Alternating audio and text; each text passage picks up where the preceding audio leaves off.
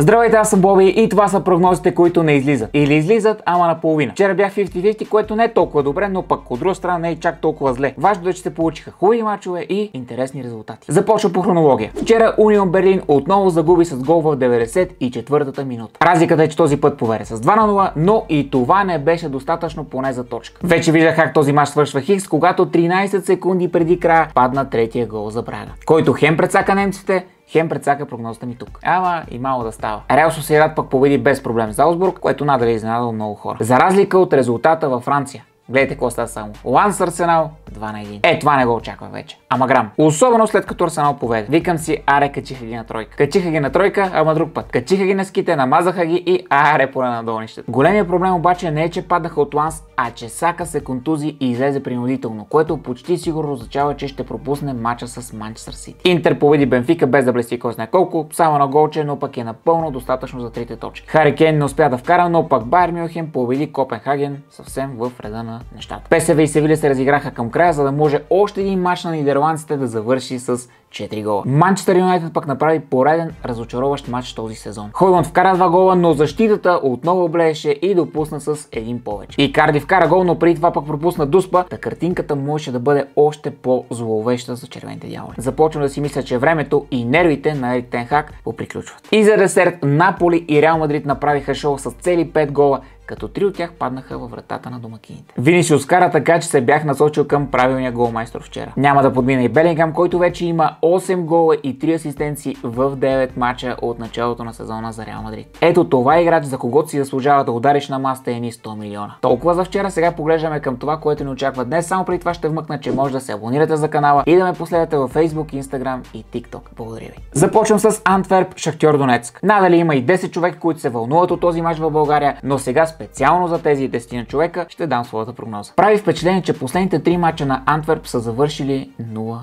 Нито пускат, нито вкарват. А това запичане е ясен знак, че в отбора има някакъв мъничък проблем. Вярно, че една от тези срещи беше срещу Гент, ама все пак. От Шахтьор не очаквам много тази година, но пък именно тук е шансът им за точки. Ще ми се да рискувам с победа на Антверп, но един вътрешен глас ми казва да заложа на равенството и смятам да го послушам. Хикс в този матч от мен. И се надявам да няма изненади в последните секунди като матча вчера в Германия, който най-вероятно един ден ще даде сериозно отражение върху моя косопат. Другият траен матч е между отборите на Атлетико Мадрид и Фейенорд. Този сезон могат да се кажат само хубави неща за отбора на Симеоне. Поне аз бих казал и Павката Колев от Макс Спорт, който им е фен. Ама за него ясно. То не са победи на Реал Мадрид, то не са обрати от 0-2. Абе, получаем се на Атлетико в момента. Фейенорд продължава да е без загуба в Нидерландия, а формата им е за завиждане. 6 победи в последните 6 мача всички турнири, при това победи с разлика. Даже опукаха и Аякс с 4-0. Този сезон съм си казал, че ще залагам на голови мачове на Атлетико и този няма да бъде изключение. Пиша поне 3 попадения и вярвам, че двата отбора ще се постараят прогнозата ми да излезе. Усещам, че Мората ще се постарае и се надявам да прекара колкото се може по-малко време в засада. Другия мач от групата е Селтик Лацио. Сигурен съм, че все още се сеща за гола на Проведел, когато някой ви заговори за Лацио. Ама ще трябва да го оставим настрани, защото той си свърши работата, донеси точката, но толкова. Селтик си води спокойно в Шотландия, но там е ясно. Ако Рейнджърс куца, пътят към титлата за Селтик е отворен. Очаквам не особено труден мач за римските орли и този път да си осигурят победата доста по-рано, а не да се надяват на гола в последните секунди от вратаря. Не, че това не влиза в играта, но нека да помислят за здравословното състояние на своите фенове. Казвам победа за Лацио и даваме напред. Порто, Барселона. Преди 2 седмици отборът на Шави показа мускули и наби канчето на Антверп цели 5 пъти. Като цяло каталунците са способни да набият канчето на доста отбори в момента. Може да се каже, че отборът на Порто е сигурен излез от тази група, заедно с Барселона, така че изобщо няма какво да им се стяга. Мисля, че има всички предпоставки да видим гол в матч, така че се хвърлям на поне 3 попадения в тази среща. Естествено, очакванията са Барселона да вкара повече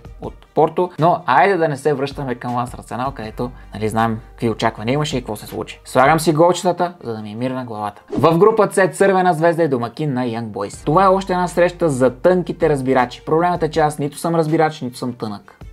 Загубите им с по 1-3 в първите мачове пращат двата отбора на едно дередже. Този мач ми крещи на Хикс от всякъде, но аз ще заложа на голове и от двата отбора. Хем публиката на стадиона да е доволна, хем неутралните зрители да се радват на попадения. Макар че колко ли неутрални зрители ще си пуснат да гледат този мач, точно ми е ясно. Ама не ми и пука особено. Гол и гледаме към следващия мач, където Лайпциг е домакин на Манчестър Сити. Едва ли на биковете им е много приятно, щом се сетят какво се случи, когато двата отбора се изправиха един срещу друг последния път. Ама вижте, при Холанд е различно. Той се сеща с кеф. Сигурно Сигурно в него има и малко яд, защото се сеща, че можеше да подобри рекорда на Меси, ама плешивият испански началник го смени преди това да се случи. То няма гаранция, че ще да се случи, но имаше всички предпоставки да се случи. В този мач няма да бъде фатално, ако Ман Сити не бие. Няма да е за първи път, защото и миналата и по-миналата година отборът на Пеп не успяваше да победи Лайпциг като гост. Мен друг въпрос обаче ме гложди. Дали Холанд ще вкара и сега? Всъщност някакво да го мисля и казвам гол на Холанд по всяко време в този мач. Това не е финал, така че спокойно има шанс да вкара. Дръжте под око и Алварес, защото не е изключено и той да се разпише. Абе, при Ман Сити голаджи да искаш. Завършваме с групата на смъртта. Най-напред Борусия Дортмунд Милан. Това е троен мач от всякъде, така че изобщо не тая големи надежди прогнозата ми за него да излезе. Не знам дали да се ориентирам и към голове, защото росонерите често изпадат в крайности. Какво ще рече това ли? От 6 гола в мач с Интер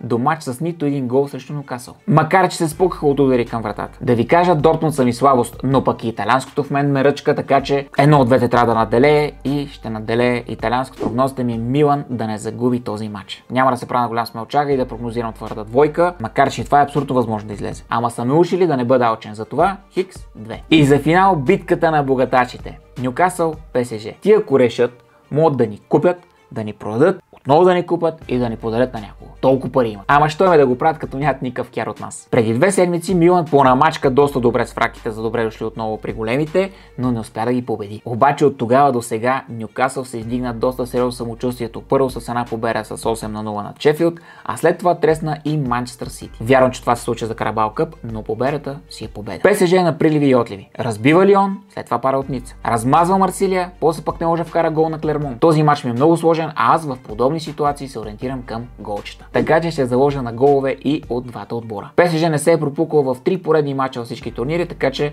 май е време да го направи. А шанса да успее и да вкара е голям. Затова гол и си пием спокойно кафето. В случая бирата. Или там каквото пиете вие. Утре пак Лудогорец е гост на Нордселанд или Норчеланд, така че ще кажа няколко думи и за този матч. Макар че в момента Лудогорец са доста непредвидими и това се видя на няколко пъти в Европа. Чакаш ги да бият, те парат. Чакаш ги да паднат, те пак бият. Орлите не са фаворит в този матч, така че нека да не очакваме задължителна победа от тях. Ще ми се да го ударя леко патриотично и да кажа, че Лудогорец няма да загуби този матч, ма как да го кажа, като не го вярвам. Което си е добре от суеверна гледна точка, защото когато кажа, че Лудогорец ще загуби, става обратното. Казвам, че Лудогорец ще загуби, пък ако бие, ще има да ме базикате много. А пък ако падне, аз ще съм доволен от себе си, че съм познал. Това са моите прогнози за днешните мачове и матч на Лудогорец. Какви са вашите, може да ми пишете долу в коментарите. Ако видеото ви е харесало, дайте по един палец нагоре, влезте в отборите във Facebook, Instagram и TikTok. Аз съм Боби и ще се видим скоро.